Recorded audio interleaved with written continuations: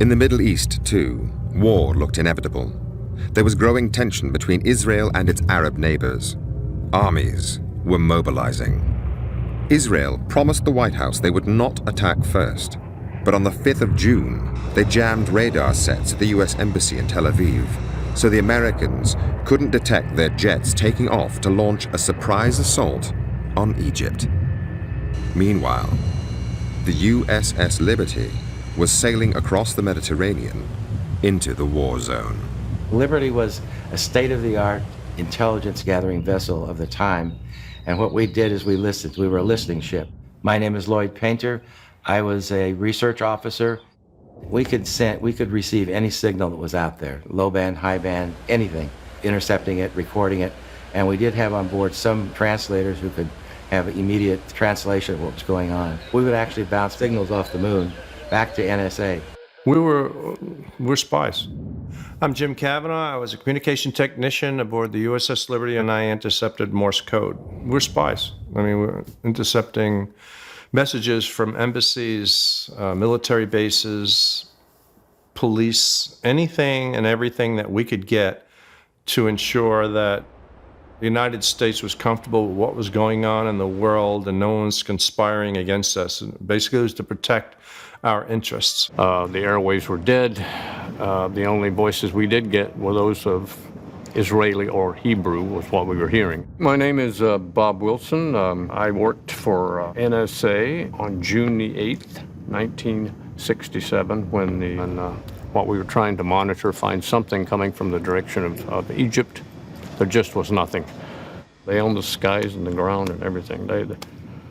I don't think there was anything moving at that time that they didn't know about. I was listening to the chatter the night before. They knew it was an American ship that came into the area. They knew who we were. 5:15 a.m., first light. The ship's log recorded an Israeli photo reconnaissance plane flying over the Liberty. It was easily identifiable as a NOR Atlas aircraft, and those are photo reconnaissance aircraft. Israeli records obtained by ALjazerra show that their reconnaissance plane reported the Liberty as an American spy ship, hull number GTR-5. Well, I was on the bridge. I'm John Scott. I was the damage control officer. And it circled the ship kind of in a broad circle and headed back towards Israel. Israeli planes then continued to fly over the Liberty all morning. And they would do half-moon passes over us, and we saw that they were Israeli. They were slowly lumbering over our ship, and we were waving at them, they were waving at us. They were sophisticated, almost as sophisticated as we were as far as surveillance and technology. They had everything. We supplied them with all the technology to this day. And I felt that we were in great shape because they knew who we were. They're our friends. We felt safe. Actually, it was a secure feeling to see them. There was one other thing which made the crew feel safe. We had an American flag flying the standard, and then we put up the holiday colors, which is a huge American flag. And it was a bright sunny day with the wind blowing, 5 or 10 knots, the flag was unfurled. You could see it for miles. Meanwhile, Israeli military jets were on their way. We had lunch, and 5 minutes later maybe, here came the jets, and nobody really knew what was happening until they started firing at us.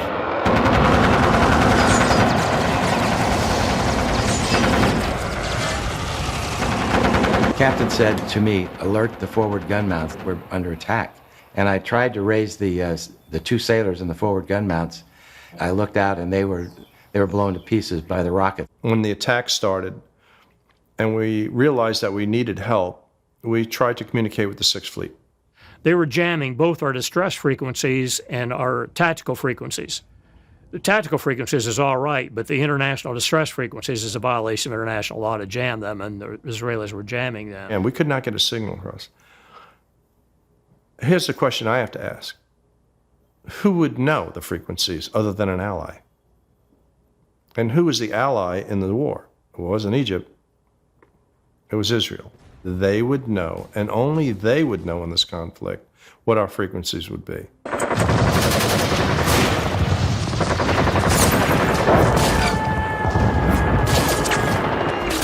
We had no way to defend ourselves, and it was we were just slaughtered. And they shot up the life rafts that were put into the water, and they shot the ones that were still on board the ship.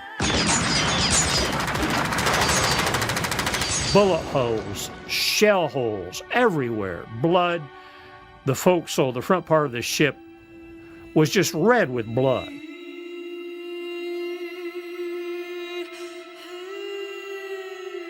Throughout the attack, the ship flies the Stars and Stripes, the flag of Israel's closest ally, the United States of America. Its name, the USS Liberty, is freshly painted on its stern, and the bow carries the distinctive numbers of an American naval vessel. Out of a crew of just under 300, there were 34 killed and 172 injured in varying degrees to life-threatening, life-debilitating injuries. So that was more than 2/3 of the crew. What the crew didn't know was that at 2:03, the Israeli pilots were ordered to use a new, much deadlier weapon.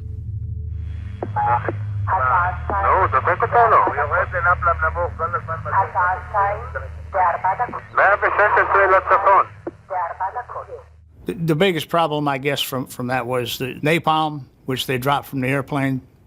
The napalm had burned, scorched almost the entire front part of the ship, the bridge area. The whole top side of the ship had been set on fire, and it was all charred. It was no longer navy gray.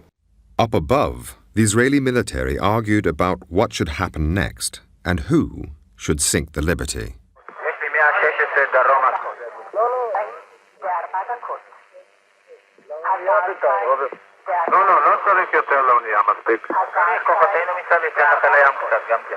At 2:11, with the Israeli jets running out of ammunition, the pilots were instructed to fly down and confirm the identity of the ship.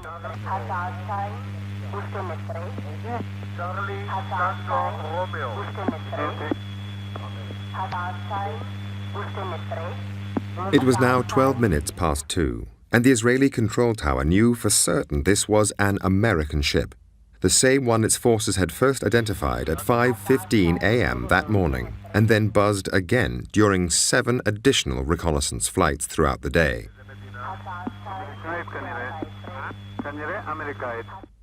At 2:35, the Israeli motorboats fired 5 torpedoes. 4 missed, but 1 hit.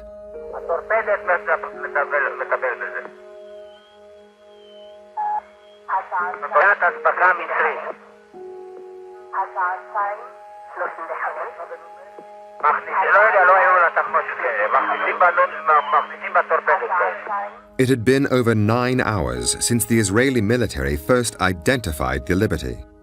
Israeli planes had flown over it repeatedly, and 20 minutes earlier, their control tower had confirmed it yet again as an American ship. 25 Americans were about to die in a single moment. The torpedo threw us up in the air like a roller coaster. It felt like one coming down. Dead silence, lights all off, smoke and haze everywhere. And when it fell back to get right, it just kept getting wrong. Kept sinking and sinking and sinking. We just waited, all of us waited, thinking that this was it. We're going down. And I figured that was the end of life for me. The torpedo had blown a huge hole in the hull, 39 feet by 24, killing 25 Americans in a single hit. And my job was to try to get probably 20 or 30 wounded sailors out to the main deck and to the life rafts.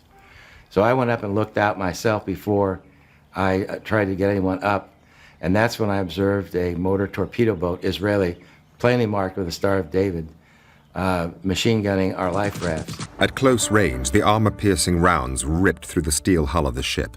Nowhere was safe. And a bullet like this that hit Seaman Francis Brown and killed him. He died right on the spot, just fell to the floor dead. He was just barely 18.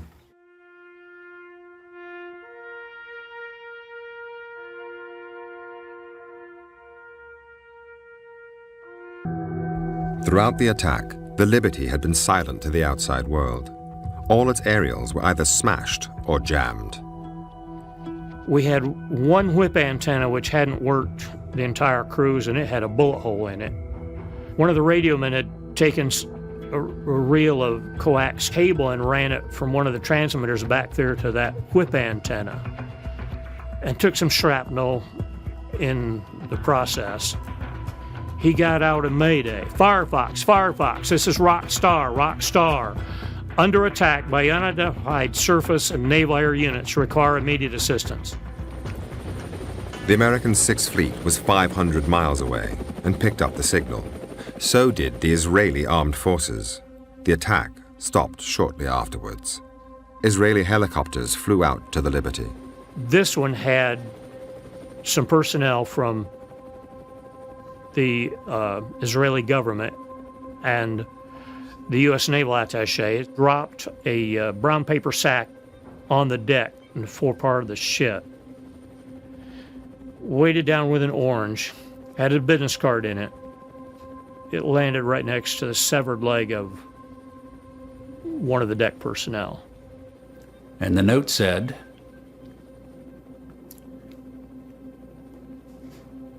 "Do you have casualties?" Pretty obvious that there were casualties. I mean, there's still body parts and blood streaming down the bulkheads. So his message, "Do you have casualties?" was kind of out of place. One of the sailors carried that sack back to the captain, and the captain took out the note and read it, looked up at the helicopter and popped the social finger at him. The United States Navy Memorial in Washington, D.C., June the 8th, 2014. Every year, on the anniversary of the attack on the USS Liberty, survivors, relatives, and supporters gather together. It's a remembrance of those who were killed that day, the 34, as long as they're survivors and maybe children of survivors. I think this will probably be an annual event. And salute. Forward. The names of the 34 killed are read out. Oh. Jack, ready. Punctuated by the tolling of a Navy bell David Marlborough. and the playing of taps, the traditional military funeral lament.